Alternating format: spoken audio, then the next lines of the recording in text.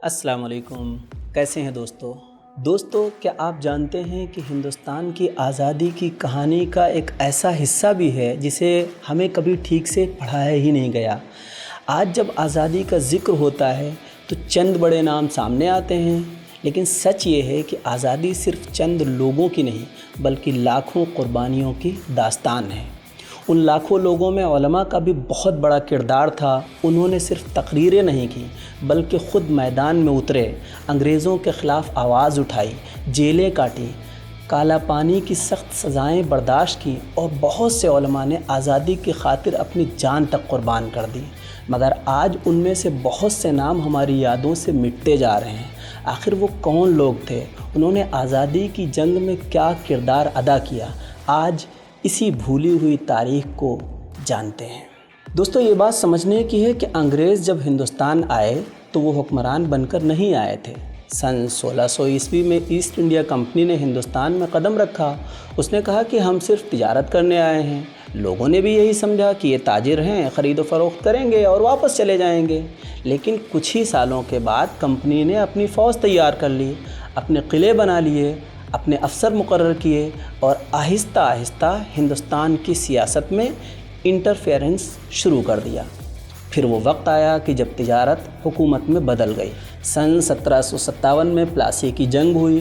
नवाब सिराजुद्दौला ने अंग्रेज़ों का मुकाबला किया, लेकिन गद्दारी की वजह से उन्हें शिकस्त हुई।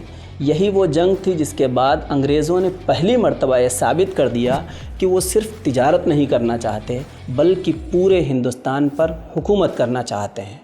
उसके बाद सन 1764 में बक्सर की जंग हुई। इस जंग में भी हिंदुस्तानियों को शिकस्त हुई। उधर साउथ इंडिया में टीपू सुल्तान शहीद और मैसूर की हुकूमत कई बरस तक अंग्रेज़ों के सामने डटी रही। अंग्रेज़ कई मर्तबा शिकस्त भी खा गए, लेकिन आखिरकार सन 1799 में अपनों की गद्दारी की वजह से टीपू सुल्तान शहीद भी शहीद हो गए। दोस्तों, टीपू सुल्तान की शहादत सिर्फ एक बादशाह की शहादत नहीं थी बल्कि हिंदुस्तान की आज़ादी के एक मजबूत किले का गिर जाना था। लेकिन उसके बावजूद आज़ादी की ख्वाहिश ख़त्म नहीं हुई। मैसूर की जंग के चंद साल बाद सन 1806 में वेलूर की बगावत हुई। बहुत से मौर्रिखीन कहते हैं कि यही बगावत बाद में सन 1857 के इनकलाब की बुनियाद भी बनी। दूसरी तरफ दिल्ली में मुग़लिया सल्तनत सिर्फ नाम की रह गई थी। सन 1803 में मुग़ल बादशाह ने भी अंग्रेज़ों की सरपरस्ती कबूल कर ली थी। उसके बाद पूरे मुल्क में अंग्रेज़ों का असर तेज़ी से बढ़ने लगा था। अंग्रेज़ों ने सिर्फ हुकूमत ही नहीं की थी बल्कि हिंदुस्तान के लोगों की कमर भी तोड़ दी थी। किसानों पर भारी टैक्स लगा दिए गए थे, मकामी सनातों को तबाह कर दिया गया था, हिंदुस्तान की तिजारत बर्बाद कर दी गई थी, लोगों के साथ ज़िल्लत आमेज़ सलूक किया जाता था। अपने ही मुल्क में हिंदुस्तानी दूसरे दर्जे के शहरी बनकर रह गए थे।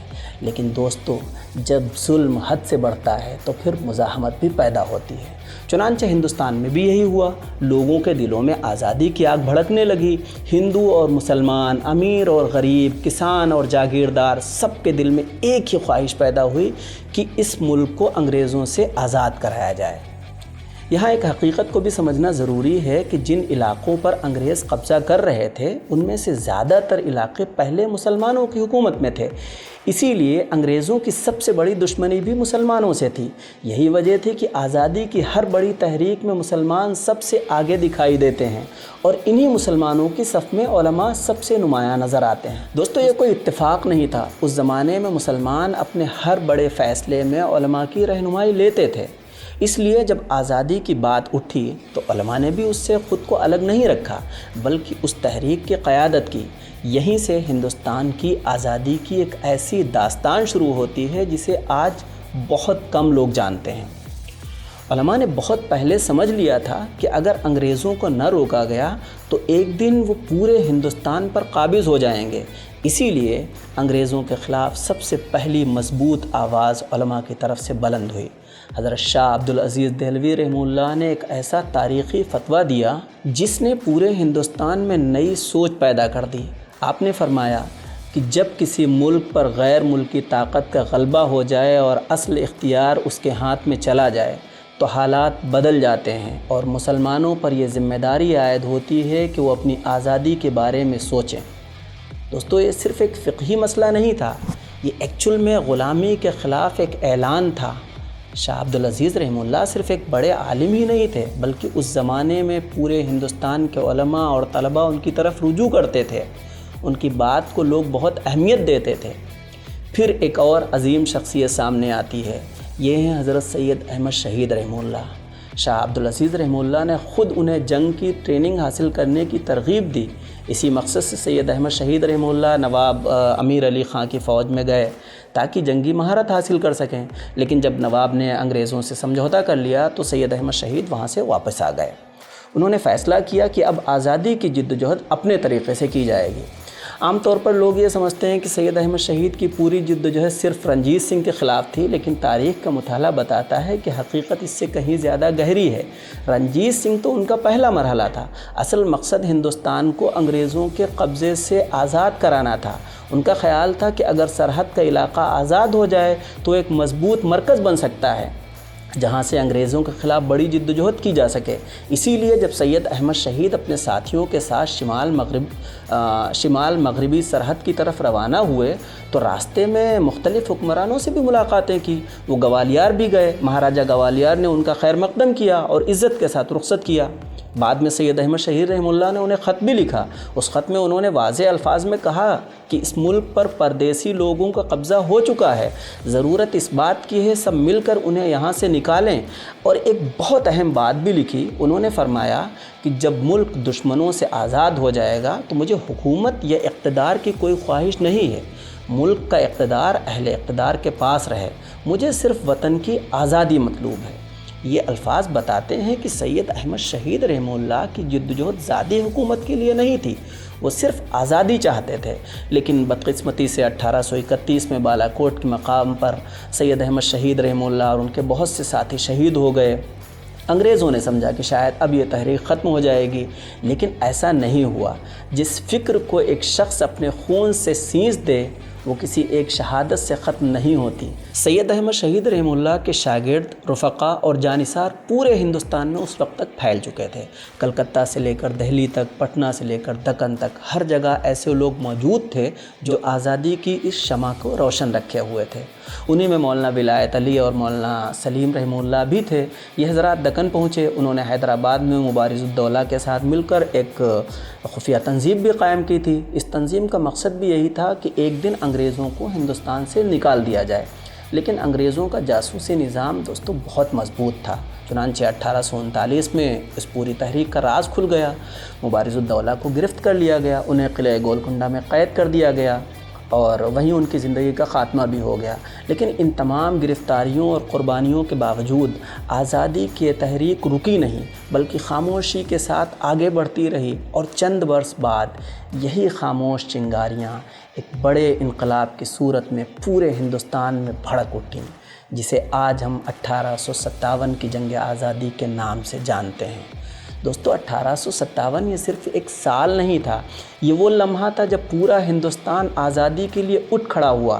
میرٹھ سے شروع ہونے والی یہ چنگاری دیکھتے ہی دیکھتے دہلی پہنچ گئی۔ لیکن یہاں ایک بات بہت اہم ہے، لوگوں نے بندوق اٹھانے سے پہلے علماء کے دروازے پر دستک دی۔